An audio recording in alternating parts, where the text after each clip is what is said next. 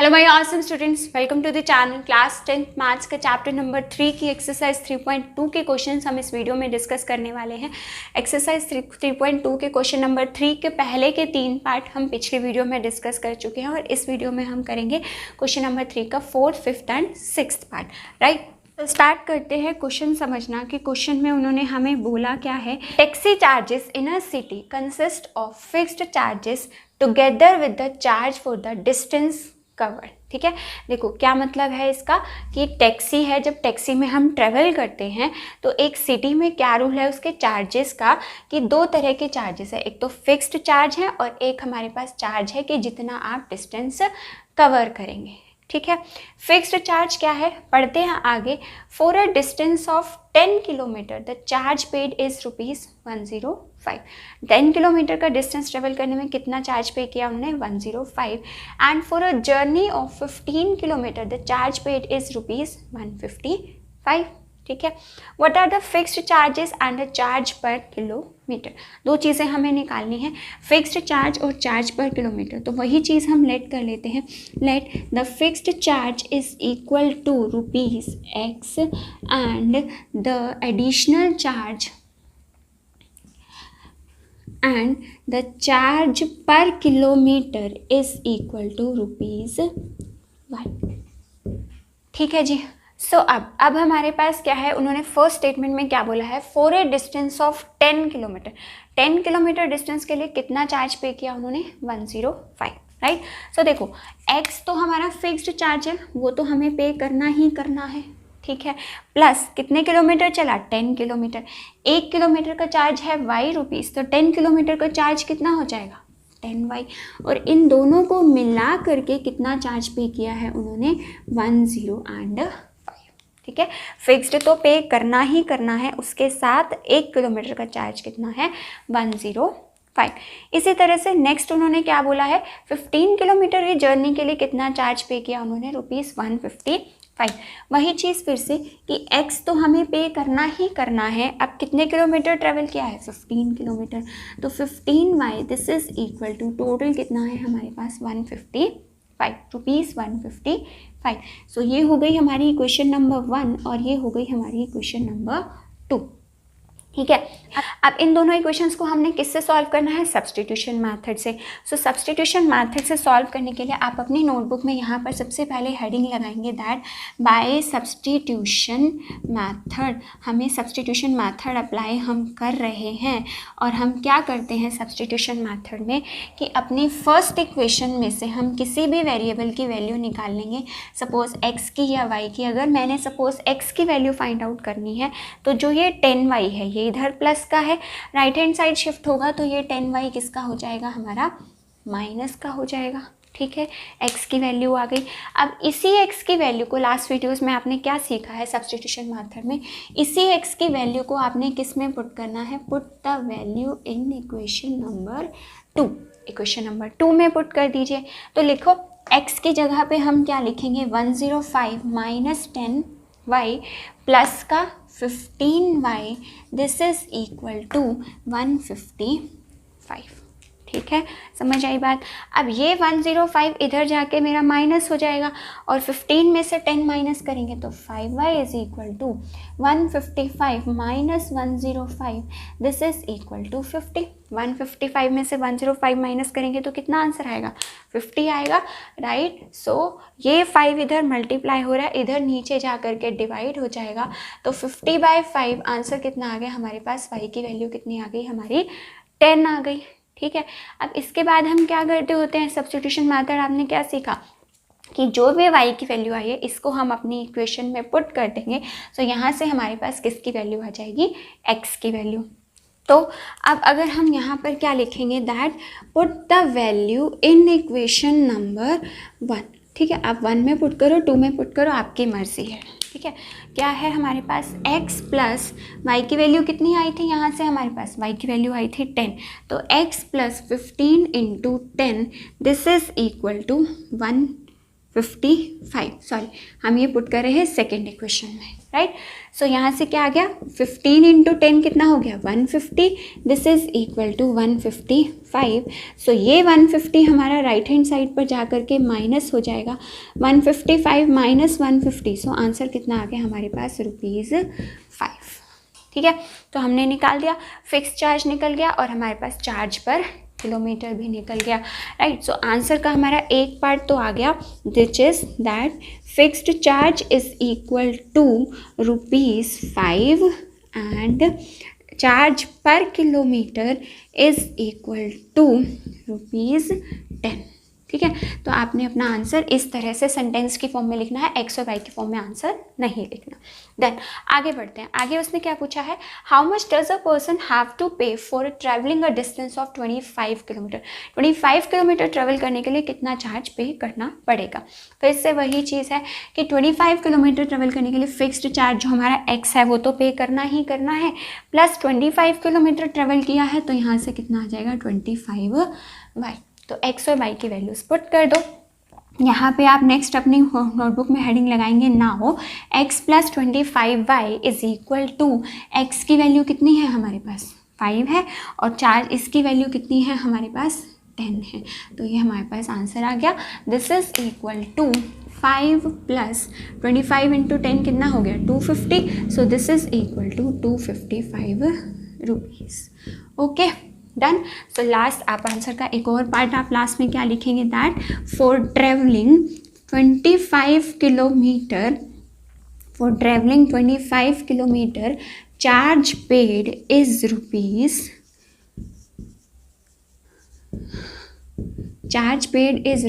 ₹255। Done. आगे बढ़े next third question के फिफ्थ पार्ट पर। नाउ नेक्स्ट क्वेश्चन थर्ड का फिफ्थ पार्ट क्या है हमारे पास, अ फ्रैक्शन बिकम्स 9/11। ठीक है, एक फ्रैक्शन की बात की है। अ फ्रैक्शन में क्या क्या टर्म्स होती हैं, न्यूमिनेटर और डिनोमिनेटर होता है। तो सबसे पहले हम लेट कर लेते हैं, let numerator is equal to x and denominator is equal to y। समझ में आई बात, क्योंकि उन्होंने फ्रैक्शन की बात की है इसलिए हमने न्यूमिनेटर और डिनोमिनेटर यहाँ पर लेट कर लिया। अब पढ़ते हैं अपनी स्टेटमेंट आगे कि अकॉर्डिंग टू द क्वेश्चन उन्होंने क्या बोला है, अ फ्रैक्शन बिकम्स मतलब x/y जो है वो किसके इक्वल हो जाएगा 9/11 के इक्वल कब हो जाएगा, if 2 is added to both numerator and denominator. अगर बोथ न्यूमिनेटर और डिनोमिनेटर में मैं क्या प्लस कर दूँ 2 प्लस कर दूँ तो मेरे पास ये फ्रैक्शन किसके इक्वल हो जाएगी 9/11 के इक्वल, राइट। एंड इसी तरह से सेकेंड क्या है, इफ़ 3 इज एडेड टू, अब नेक्स्ट केस में वो क्या बोल रहा है, if 3 is added to both numerator and denominator, numerator और डिनोमिनेटर दोनों में अगर हम 3 प्लस कर दें तो ये फ्रैक्शन कितनी बन जाएगी हमारी 5/6 बन जाएगी। ओके, सो हमें क्या करना है, फ्रैक्शन फाइंड आउट करनी है। बेसिकली हमें एक्स और वाई की वैल्यूज़ फाइंड आउट करनी है, राइट। सो करो इसको सिंप्लीफाई, क्रॉस मल्टीप्लाई जब आप करोगे तो यहाँ पर क्या आ जाएगा 11x plus 11 2s 22, this is equal to 9 into y कितना हो गया 9y प्लस 9 इंटू 2 कितना हो गया 18। ये 11 एक बार x से मल्टीप्लाई होगा एक बार 2 से। नाउ नेक्स्ट हमारे पास क्या आ गया 11x। अब वेरिएबल सारे एक तरफ कर लीजिए, ये 9y प्लस का है इधर जाके माइनस का हो जाएगा। ऐसे ही जो सिंपल नंबर्स हैं उनको दूसरी तरफ कर लेंगे तो 18 प्लस 22 प्लस का है, राइट हैंड साइड पर शिफ्ट होके माइनस का हो जाएगा। तो आंसर आ गया हमारे पास -4। सो हमारी फर्स्ट इक्वेशन क्या बन गई 11x minus 9y is equal to -4। ये बन गई हमारी फर्स्ट इक्वेशन। ऐसे ही जब आप इन दोनों को क्रॉस मल्टीप्लाई करेंगे तो क्या आ जाएगा 6 इंटू एक्स कितना बन जाएगा 6x बन जाएगा, प्लस 6 इंटू 3 कितना बन जाएगा 18। दिस इज इक्वल टू 5 को जब आप y से मल्टीप्लाई करोगे तो कितना आएगा 5y, प्लस 5 को जब आप 3 से मल्टीप्लाई करोगे तो कितना आएगा हमारे पास 15। ओके, सो नाउ फिर से वही काम करेंगे, वेरिएबल्स को एक तरफ कर लेंगे, ये 5y इधर प्लस का है इधर जा कर के माइनस का हो जाएगा। दिस इज इक्वल टू ये 18 इधर प्लस का है इधर जा कर के किसका होने वाला है ये माइनस का होने वाला है। So this implies 6x minus 5y is equal to -3। So ये हो गई हमारी इक्वेशन नंबर 2, राइट। अब हमें क्या करना है, हमें करना है इसको सॉल्व बाय सब्स्टिट्यूशन मेथड। तो नेक्स्ट आप अपनी हेडिंग लगा लो that by substitution method. Substitution method का फर्स्ट स्टेप आपको बहुत अच्छे से समझ में आ चुका होगा अब तक कि फर्स्ट स्टेप हमने क्या करना है, फ्रॉम इक्वेशन नंबर 1 या 2 हमने x या y की वैल्यू फाइंड आउट करनी है। सपोज हम इक्वेशन नंबर 1 को लेकर के चल रहे हैं, 11x minus 9y is equal to -4। तो क्या आ जाएगी, 11x इज इक्वल टू, ये 9y माइनस का है, राइट हैंड साइड शिफ्ट करेंगे तो किसका हो जाएगा, यहाँ पे ये प्लस का, अगेन ये 11 मल्टीप्लाई में है तो नीचे जा कर के किसका हो जाएगा, ये हमारा डिवाइड का। ठीक है, अगर आपको कोई भी प्रॉब्लम है इन स्टेप्स को समझने में तो आप पिछली वीडियोस में से डिटेल में ये एक एक स्टेप अच्छे से समझ सकते हैं। ठीक है जी, अब हम क्या करते हैं, इसके बाद सेकेंड स्टेप क्या होता है सब्स्टिट्यूशन मेथड में, put the value in equation number 2। First में से निकालेंगे, सेकेंड में उसको पुट कर देंगे, राइट। सो क्या हो गया, 6 इंटू एक्स है, ब्रैकेट लगाएंगे क्योंकि ब्रैकेट मैंने आपको समझा चुकी हूँ कि ब्रैकेट कब लगाते हैं, जब हमारे पास एक से ज़्यादा टर्म्स होती हैं तो हम क्या लगाते हैं, ब्रैकेट लगाते हैं। तो 6x हो गया, then minus 5y, this is equal to -3। Okay right. So now 6 into 4, इसको अब मल्टीप्लाई करो, 6 इंटू 4 कितना हो गया, माइनस का 24, देन 6 इंटू 9 कितना हो गया, प्लस का 54y divided by 11, then -5y is equal to -3। Okay, so अब हमारे पास क्या है कि एलसीएम ले लो, 11 एलसीएम आ गया, माइनस का 24 प्लस का 54y, देन 11 5 का कितना हो गया हमारा 55y, this is equal to -3। अब ये 11 इधर डिवाइड हो रहा है, उधर जा करके हमारे पास मल्टीप्लाई हो जाएगा। 54 में से 55 माइनस करेंगे तो आंसर बचेगा -1, और 11 3 का हो गया हमारे पास 33।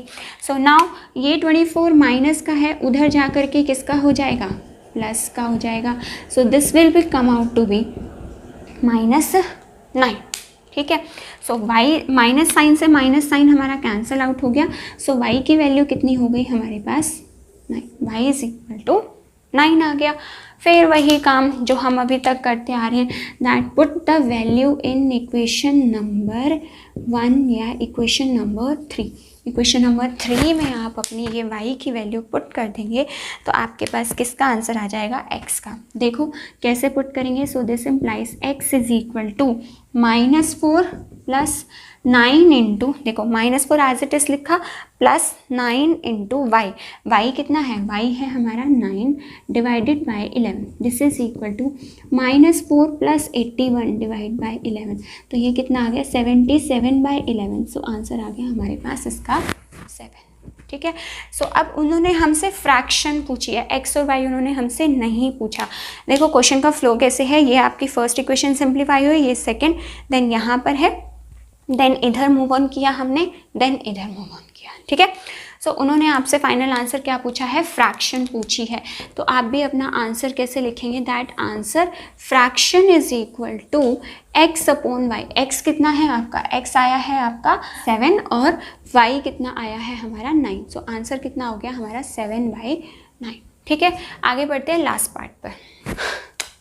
सो नेक्स्ट हमारे पास थर्ड क्वेश्चन का लास्ट पार्ट हमारे पास क्या है, that 5 years hence the age of, सबसे पहले तो हैंस का मतलब समझो, हैंस का मतलब होता है बाद में, मतलब आफ्टर। ठीक है, 5 साल बाद the age of Jacob will be 3 times the age of that of his son. दो लोगों की एज की बात हो रही है तो दोनों की एज हम लेट कर लेते हैं, let the age of Jacob is equal to x years and age of his son is equal to y years। ठीक है, अब कब की बात हो रही है, 5 साल बाद के एज की बात हो रही है, तो दोनों की हम 5 years हेंस की एज भी निकाल लेते हैं।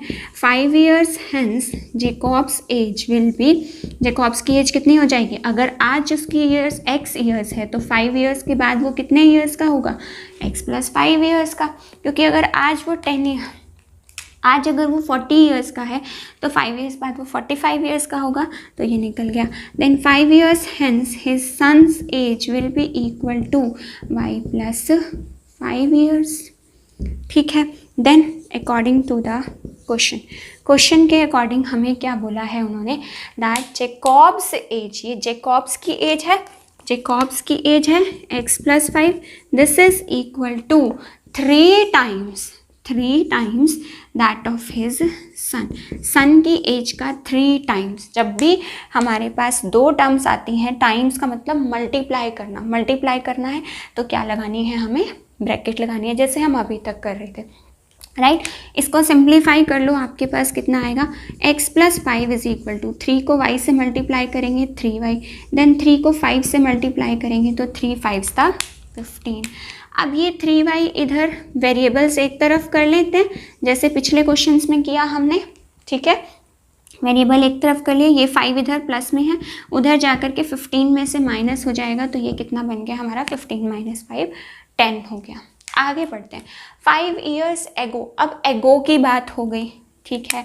सो केस 2 में अब हमारे पास क्या है, केस 2 में अब 5 years ago की एज निकाल लो, किसकी, 5 years ago जेकॉब की एज कितनी होगी हमारे पास, अगर प्रेजेंट एज x है तो 5 years ago एज कितनी होगी, एगो का मतलब होता है पहले, अगर आज उसकी एज 40 years है तो 5 years ago कितनी रही होगी, 35, तो 5 हमने यहाँ पे माइनस कर दिया।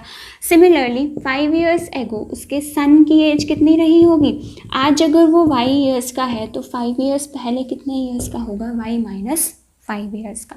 Now according to the question देखते हैं अब आगे स्टेटमेंट में क्या बोला है।